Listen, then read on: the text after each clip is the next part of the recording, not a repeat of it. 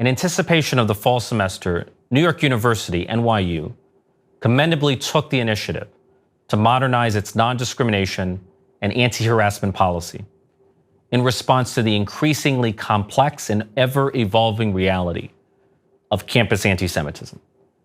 The modernization of NYU's policy merits not only the attention of all university administrators, but also their emulation. I am calling upon every college and university to follow NYU's example and modernize their non-discrimination and non-harassment policies. Democratic Congressman Richie Torres is calling for all universities across the country to implement broader rules and punishments for what he considers anti-Semitic speech.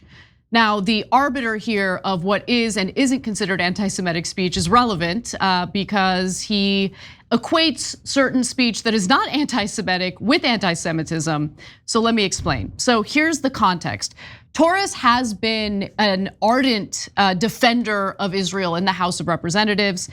He has refused to criticize Israel for any of the actions that it has taken, any of the military operations it has conducted over the past 11 months, and has slammed any calls for limiting military aid to Israel.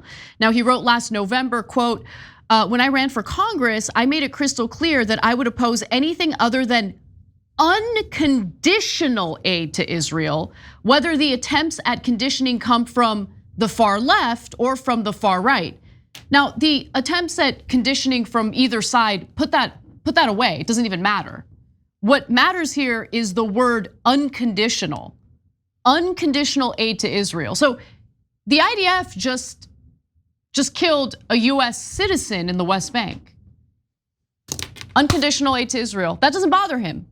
So is there any number of American citizens that can be shot to death by IDF snipers that would maybe make Richie Torres reconsider the word unconditional in that statement? Just want you to think about that. Hey, don't scroll away. Come back. Because before the video continues, we just want to urge you to lend your support to TYT. You power our honest reporting. You do it at tyt.com/team, and we love you for it.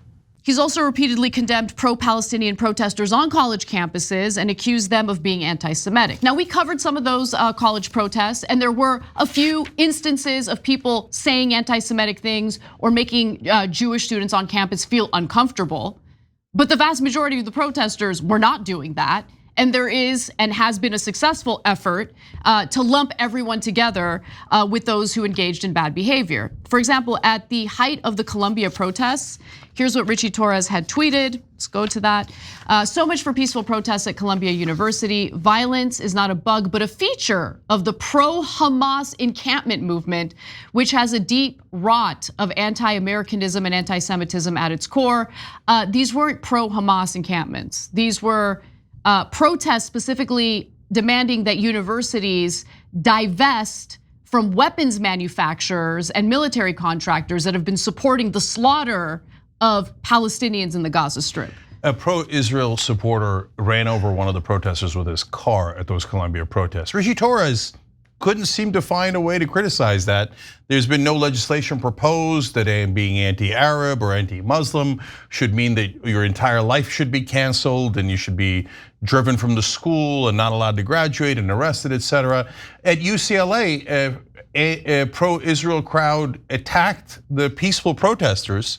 Cops standing right there, just let them beat up the peace protesters for hours at an end. Richie Torres, nope, no, you can beat up all the Americans you want as long as you don't touch Richie Torres's beloved Israel. So let's get to why that might be, and then I'll come back and talk about his comments here and why they're so dangerous. Let's go to graphic 6 and find out how many reasons Richie Torres might have to support Israel. Let's take a look. Oh, right, $1,782,858 is what pro-Israel lobby groups have given to Representative Richie Torres. Representative of what? Somewhere in New York or somewhere in Haifa or Tel Aviv, I don't know. But now mainstream media reporters will say, oh, that is so anti-Semitic to point out that he's getting $1.7 million from pro-Israel groups. And of course, he's such a beloved, honorable politician that would never affect his thinking. Is there anyone in the country that isn't a mainstream media reporter who is stupid enough to believe that? I don't think there is. On the right, the left, or the middle, okay? The only people who would be that dumb are national reporters. Okay, so Richie Torres says, now anti-Zionism is anti-Semitism, so you should have your entire college career canceled. I don't know what kind of gulag he has ready for us if we're dare to be anti-Zionist. So, but wait a minute, if you criticize Israel, they say you're criticizing Zionism. Oh, there you go. So if you criticize Israel, you're anti-Zionist, which means you're anti-Semitic, which means that your life should be ruined here in America. So enjoy the cancel culture that Richie Torres brings you guys. And under the guise of, oh my God, I care so much about protecting students and protesters. Oh, when it's peace protesters that are mauled and run over by cars, I don't care at all because they didn't pay me 1.7 million. I mean, this is a thing that I care about our special allies so much.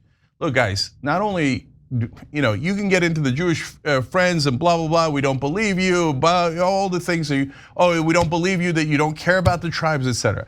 I got a nephew who is Jewish and in college right now. Okay, there's no way I'm going to put that kid in danger in any way, shape, or form, or I'm going to allow danger to him or to anyone else. And if people in this country come for the Jews, you know who's going to fight back the hardest? We are, because that's what we do. When someone is attacked, we defend them.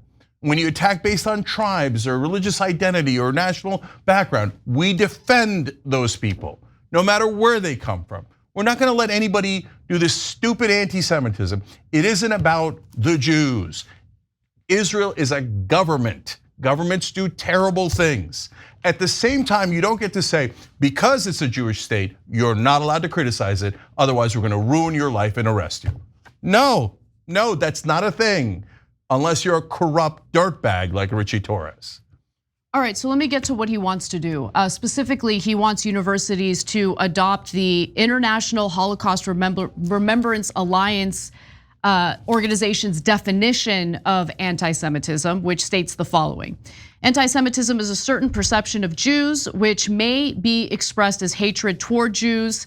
Rhetorical and physical manifestations of anti-Semitism are directed toward Jewish or non-Jewish individuals and or their property, toward Jewish community, institutions, and religious facilities. Okay, zero issues with that at all.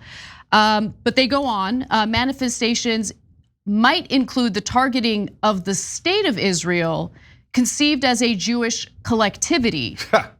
There you go. So I think that governments and countries should be open for criticism.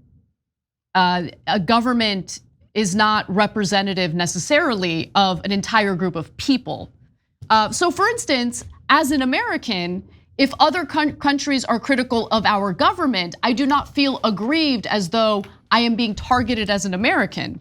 They are criticizing my government for whatever reason, and I think they should have the right to do that, just as Americans should have the right to criticize the government of Israel or the concept of Zionism itself. You can be someone who loves Jewish people but disagrees with the notion of Zionism. Yeah.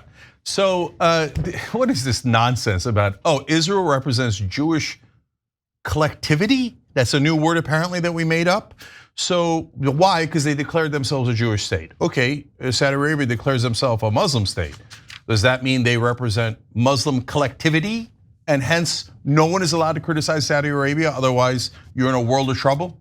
By the way, that might be next, because Saudi Arabia also finances a lot of our politicians. They sure do. Right, so that'll be a funny day when now you're like, well, if you criticize Saudi Arabia, that means you're anti-Muslim, and that means you're gonna have to get arrested and taken off in handcuffs, because this isn't America anymore. It's whichever foreign government is buying off our politicians $1.7 million at a time. And remember, Richie Torres back in May introduced a bill alongside Republican Mike Lawler that would have implemented anti-Semitism monitors at universities to essentially crack down on pro-Palestinian protests.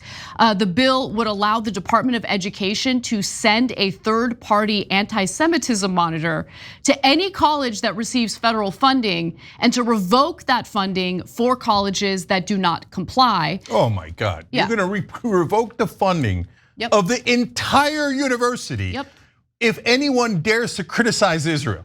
In fact, anti-Semitism monitors are on their way. That is unbelievable. That's Israel sending in people to monitor anybody that criticizes Israel on University of Wisconsin. We found one guy criticizing Israel. How many guys did you find criticizing Muslims? Oh, hundreds, but nobody cares. Okay, Israel, that's it. Cut all their funding. Look, guys, if you care about anti-Semitism, this is the worst idea in the world because rage is going to build. The minute and left wing, you could abuse all day and all night. You do this to a single right winger, and you're going to have this country go nuts on you. Good luck. Good luck.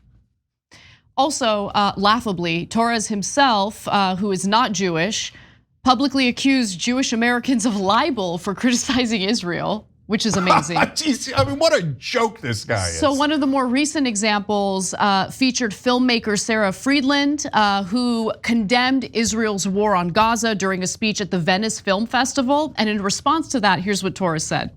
In the span of only 35 seconds, Sarah Friedland manages to accuse Israel of genocide, demonize Israel's existence as a 76-year occupation, and romanticize the struggle for Palestinian liberation, all without condemning the deadliest day for Jews since the Holocaust.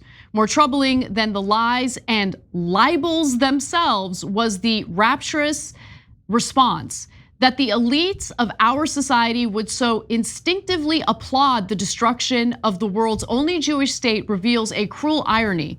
An utter lack of moral intelligence among the intelligentsia. This guy, So this poetic. pathetic lowlife is questioning other people's intelligence. Brother, you didn't write that.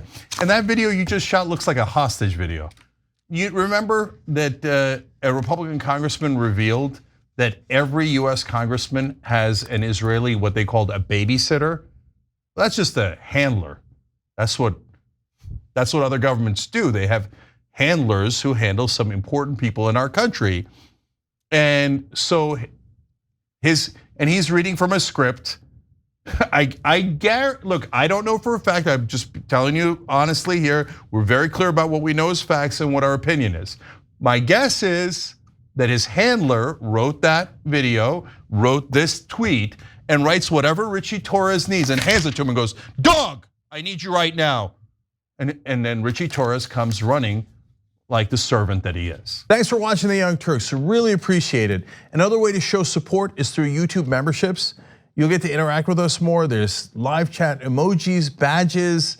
You've got emojis of me, Anna, John, JR, so those are super fun. But you also get playback of our exclusive member-only shows and specials right after they air.